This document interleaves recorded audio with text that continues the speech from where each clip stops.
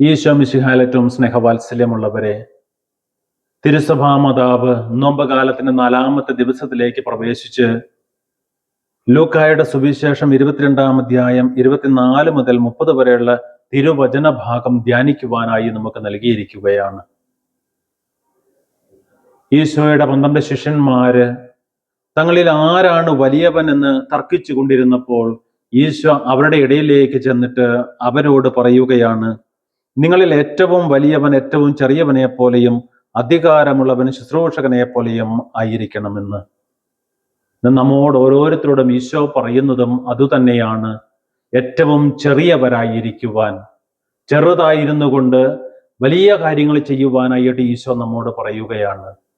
ചെറുതാകുക എന്ന് പറയുമ്പോൾ ദാസ്യവൃത്തി ചെയ്യുവാനായിട്ടല്ല, പക്ഷെ എളിമയോടും ശ്രദ്ധയോടും കൂടി വേണം ശുശ്രൂഷ ചെയ്യാനെന്ന് ഈശോ തൻ്റെ ശിഷ്യന്മാരോട് പറയുകയാണ്.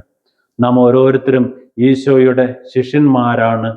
ആ ശിഷ്യന്മാരെ നമ്മോട് ഈ നോമ്പ് കാലത്ത് പ്രത്യേകിച്ചും ഈശോ പറയുന്നതും തിരുസഭ പറയുന്നതും നാം ചെറിയവരായിരുന്നു കൊണ്ട്, എളിയവരായിരുന്നു കൊണ്ട് നാം വലിയ പ്രവൃത്തികൾ ചെയ്യുവാനായിട്ടാണ്.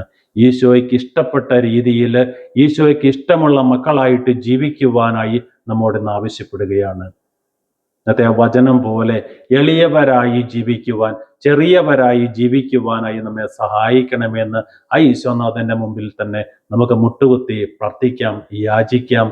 നല്ലൊരു ദിവസം ആശംസിക്കുന്നു. God bless you all.